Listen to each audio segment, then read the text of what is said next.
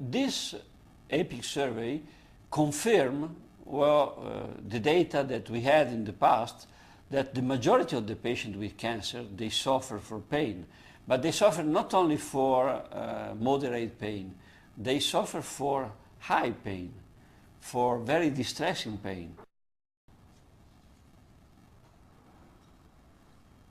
I have ovarian cancer. I was diagnosed last November. Started off with pulmonary embolisms in my lungs, and the diagnosis went on from there because they wanted to know where the clots were coming from. The pain I've experienced is it's difficult to explain because it's inside you. It's hard to say, yes, it feels like I've been hit, because it doesn't. It's a peculiar pain. And having the treatment as well, the chemo, that gives you pain. And it's hard, you just can't tell people how bad it can get.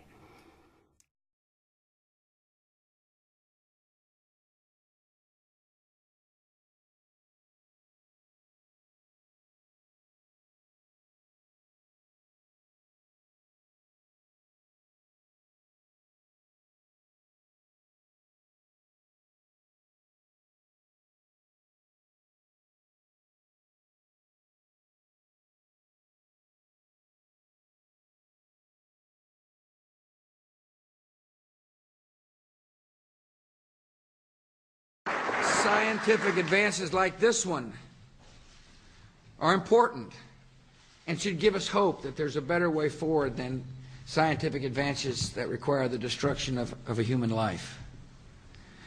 The researchers pursuing these kinds of ethically responsible advances deserve our support, and there is legislation in Congress to give them that support.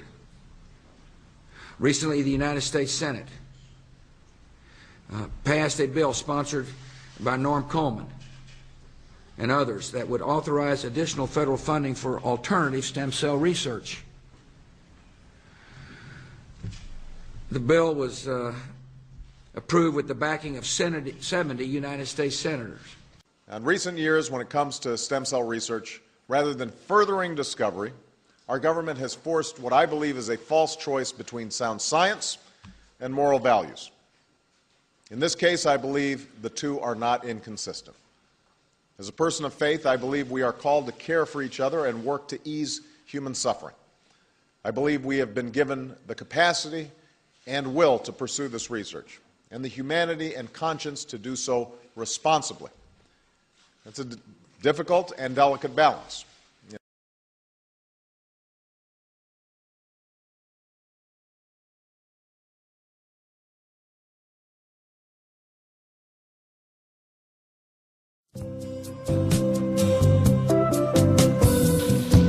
Huntington's makes it hard for me to walk.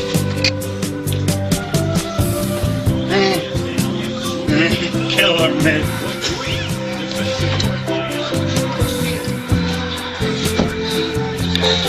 Because of HD, my brother has to shave it.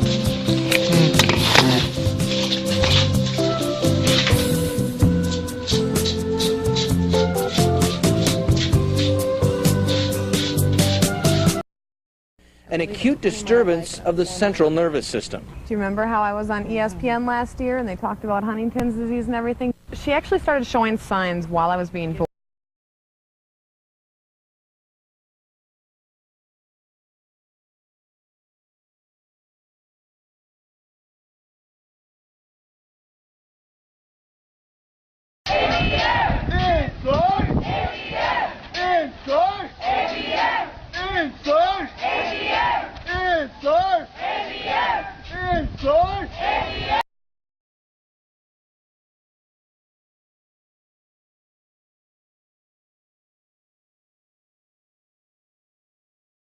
Back to the Future was a film that helped define the 1980s and made Michael J. Fox a star.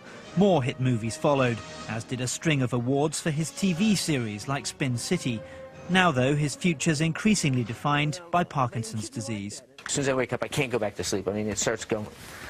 So I would say that's the toughest part in the morning is to kind of go, well, I'm up whether I like it or not, I'm up now. And the other thing that happens to me in the morning, first thing is I get that dystonia, which is kind of cramping, and it can be very extreme.